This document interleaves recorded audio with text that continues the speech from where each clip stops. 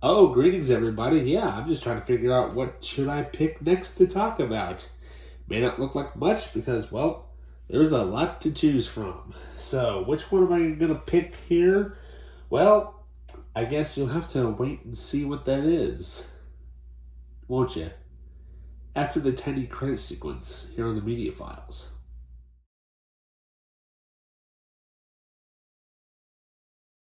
Welcome back. So, what do we talk about? Well, why don't we talk about one of the Criterion collection movies here? Yeah. Question is, which one? I've got several to choose from, right? Well, let's go with one that I'm a little more familiar with. Let's go with number 40. That's right. Let's go with a little Michael Bay here. I know some people are like, Michael Bay? Yeah. Well, considering the fact that the newest Transformers movie came out just recently, and yes, I know he did not direct it, but I think he's an executive producer or his name is on it somewhere. So we are going to discuss the Criterion Collection version of Armageddon. So, yep. So Armageddon, this movie came out in 1998. I remember seeing it in theaters, and there was a competing film right around the same time, entitled Deep Impact. So basically, two asteroid movies, where basically one does one thing and one does the other. So which one is that? Well, I'm not going to spoil it. So now this movie, I actually managed to. I'm not sure how I managed to find this, but whoever had it, I'd like to thank you for obviously putting it in a smaller case, because whoever had this decided to cut it. I'm like, great. That kind of puts down the revalue a little bit, but I'm like, whatever. However, though, so with this movie, so it comes with 2 discs. Basically, everything is pretty much the same. There, the art disc is the exact same.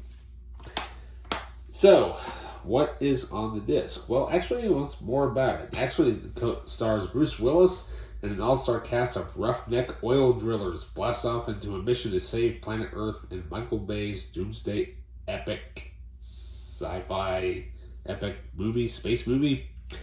Basically we have a asteroid heading to Earth, which is basically the size of Texas, Mr. President. But, I mean, it's got an all-star cast. It has, Bruce Willis, Billy Bob Thornton, Liv Tyler, Ben Affleck, Will Patton, Peter Stormare, Keith David, and Steve Buscemi. But it also includes the late great Michael Clark Duncan in one of his first ever movie roles. And like I say, God, this movie is awesome. I mean, if you can get past the first couple of minutes here and there, but it's so good. However, one of the interesting things about this movie, not only is it written by a certain director, it's actually written by 2 directors who've actually gone on to do loads of great stuff since this movie. First of all, the story was written by Robert Roy Poole, who I don't know anything about, and Jonathan Hensley, who basically wrote Die Hard with a Vengeance before this, but he went on to direct Thomas Jane in his Punisher film. Yeah. But Jonathan Hensley also directed, I think just recently, Liam Neeson in The Ice Road, which is really, really good. He's a really good director, by the way. Really good story writer, too. However, it was adapted by Tony Gilroy and Shane Solaro, who basically have gone on to have their own careers. Tony Gilroy went on to do the Andor series for Disney Plus, and Shane Solaro currently just wrote the sequel to Avatar, The Way of Water. So there we go, one of 4 writers on that movie. However, the screenplay written by Jonathan Hensley and J.J. Abrams. Yeah, this is one of his first film scripts that I remember him actually writing. And, God, what a career that happened to him. I mean, he went off to do television, Star Trek, Star Wars. I mean, the guy knows how to make a good popcorn film. But so does Michael Bay. So, Michael Bay, this was his 3rd film. Yeah, 3rd film. And, what can I say? It just, like any popcorn movie of his, quick flashy cuts, explosive opening, and, just an overall, great movie. Not only that, though, an amazing soundtrack, by the way. Yeah. Music composed by Trevor Rabin and Harry Gregson Williams, who've gone on to do so many great scores, including The Sorcerer's Apprentice, Gone 60 Seconds, the Total Recall remake. Harry went on to do the Metal Gear Solid 2, 3, and 4 games, as well as some of 5.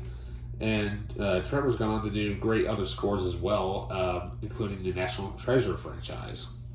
So, what are on the discs? Yeah, so, disc 1, we have the exclusive director's cut. Yeah, containing previously unseen footage in a new digitally transferred, personally supervised by Michael Bay, a discrete 5.1 channel Dolby digital soundtrack, 2 audio commentary tracks, one including Michael Bay, producer Jerry Bruckheimer, Bruce Willis, and Ben Affleck, and the second featuring cinematographer John Schwartzman, NASA consultant Dr. Joe Allen, and asteroid consultant Ivan Decky, as well as also your subtitles and your optimal image quality RSDO dual layer edition.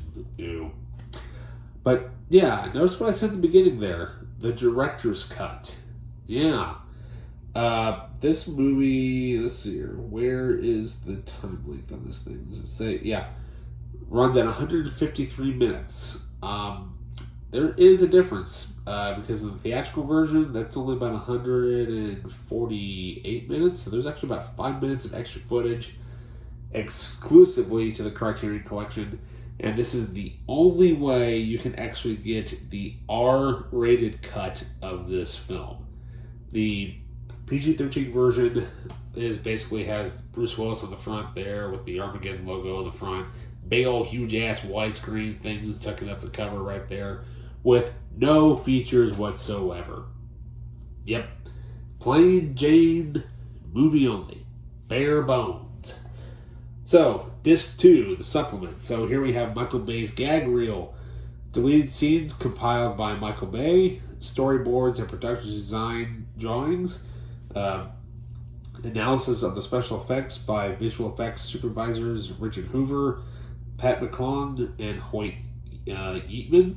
Production designer Michael White on the look of Armageddon, as well as the trailer, the teaser, and the television spots, and also the Aerosmith music video of I Don't Want to Miss a Thing, plus interviews with the band members. Yeah, that's this movie basically, when they were getting ready to release it, Michael Bay was curious about the soundtrack. Like, well, what are we going to put on it? They're like, what do you mean? We don't have any artists lined up for this movie. Well, what about Aerosmith? So he talked to Liv Tyler, who is the daughter of Steven Tyler. They're like, well, can you convince them maybe to do a song or two? Turns out they did 4 songs for this movie. Yeah, they did I Don't Want to Miss a Thing. They did a cover of Come Together from the Beatles. They also did, what else did they do? There was like 4 tracks that they did for this soundtrack, and the soundtrack is amazing for this movie. I mean, but yeah, I Don't Want to Miss a Thing. When that song came out, that was on the radio everywhere, and that just boosted their sales, and that basically got them, that basically made them have this huge comeback. Yeah, and then they went on to do Don't Push Play after this, and a few other records since then, but I'm trying to think what other scores, songs, there was like 4 songs that they did for this soundtrack, but yeah, if you can actually find it, get it, because it's a really, really good soundtrack. So, yeah, what can I say? Armageddon, the Criterion Collection. I'll leave a link in the description below if you can actually find this, because I believe this is actually out of print. Why?